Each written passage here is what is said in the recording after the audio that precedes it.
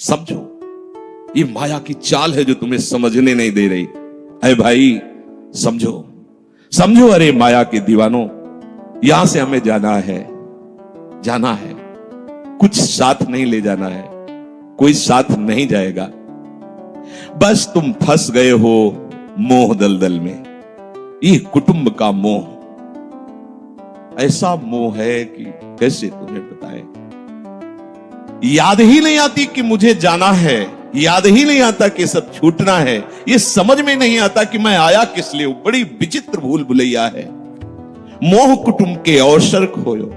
दो बातें आती हैं, परिवार का पालन पोषण, ये धर्म पालन करूं या हरि का भजन करके भगवत प्राप्ति करूं। तो बोले मोह कुटुंब के अवसर खोयो। अवसर मिला है तुमने, भलो पायो दांव रे, चूकना अवसर प्यारे, भलो पायो दांव रे। बड़ा अच्छा अवसर मिला है भजन करने का, चूक गए तो फिर पछताना पड़ेगा। हरि की शुद्ध बिसराई। अब वो निर्णय करता है परिवार के पोषण का, क्योंकि मोह ममता है।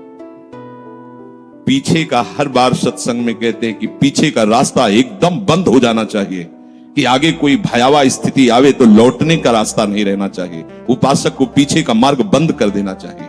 पर होता क्या है, अपने लोग बहुत कमजोर हैं, तो कदम ऐसे रखते हैं पर पीछे वाला पुष्ट बनाए रखते हैं कि अगर इधर थोड़ी भी आंच लगी तो कदम पीछे करके सुरक्षित हो जाए। वो सुरक्षित नहीं है, वो सुरक्षित नहीं है, वो असुरक्षा है।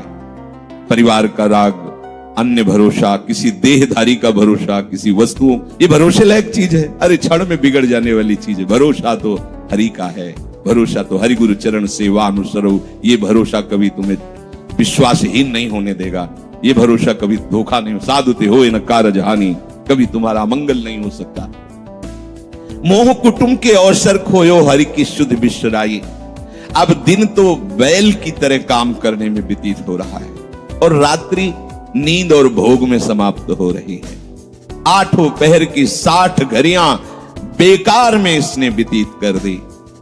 एक क्षण भी शांति से बैठकर विचार नहीं किया कि मेरा जन्म किस लिए हुआ है, मैं क्या कर रहा हूं, और अपना कुशल चाहता है। एक छिन हरि को नाम लीन हो, कुशल कहां ते हुई, तब लग कुशल न जीव को, सपने हो मन बिसराओ। स्वप्न में भी शांति नहीं मिल सकती जब तक भजन नहीं करोगे। बालक अवस्था तो खेल में चली गई, जवानी हुआ तो अहंकार मद छाया, मैं करता मैं भोगता इसमें चली गई।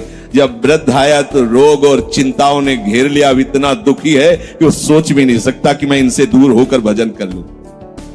ये जो वो भजन का नाटक होता है, भजन में हम देखते हैं ऐसे ही लगा रहता है, कैसे हो और बढ़िया से, और क्या करें, और मरने का ठोर आ रहा है, और क्या करें। तुम आए हो भजन करने के लिए और में अभी फंसे हो।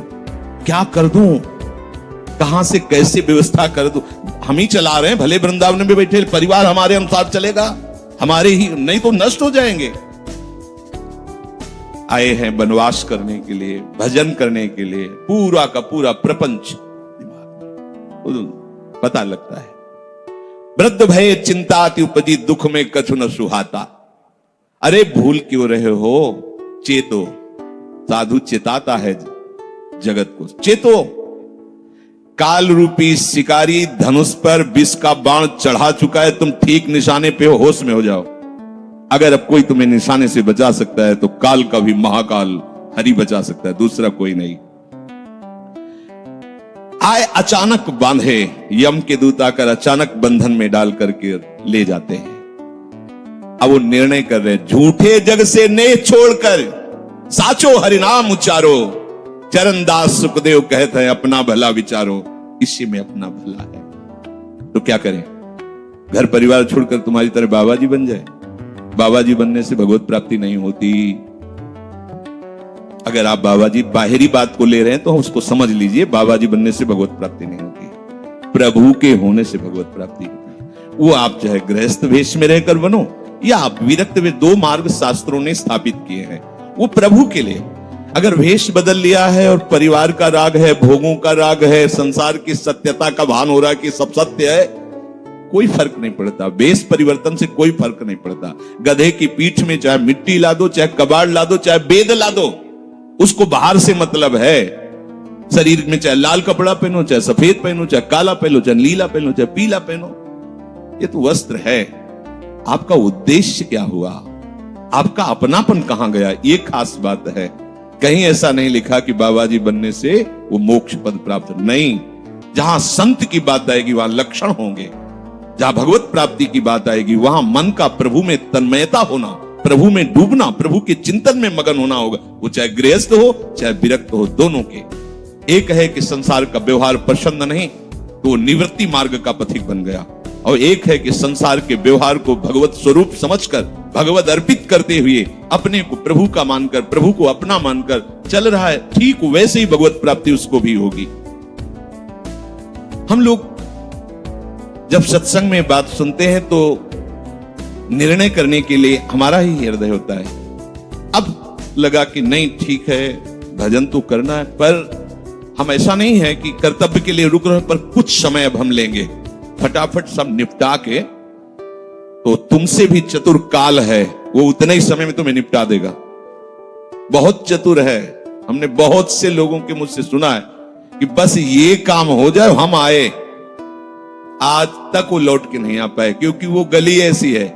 क्या है? बहुत दलदल है आगे। जो गया ना मोह कलिल में डूबा, अब निकल पाना बड़ा मुश्किल है। सत्संग में इतना सामर्थ्य है कि अभी आप सुन रहे हो, अभी आपको ऐसे सब ऐसे लगेगा, ऐसे ऐसे निकल जाएंगे, और गेट के बाहर होइएगा, वो हवा लगने दीजिए, तब लगे कैसे निकले। ऐसी प्रचंड माया है। इसीलिए तन ही राख सत्संग में तो मन ही प्रेम रस भेयो, तब मन प्रेम रस में बराबर सत्संग होता रहे, बराबर साधु संग मिले। ऐ साधो, ये तमाशा है, तमाशा बस 2 घड़ी का तमाशा है। यहां जितने इकट्ठे हुए हो ये सब मिल नहीं सकते। माता पिता भाई बंधु सब बिछुड़ते चले जा रहे हैं। जो ही आकर सब इकट्ठे मिले हो, ये कभी इकट्ठे नहीं रह सकते। ये कुछ समय का है। संतों ने इसे 2 घड़ी का ऐसे ऐसे व्यतीत हुआ। हम लोग परिवार को अपना मैं मानकर, मेरा मानकर के जो पोषित कर रहे हैं,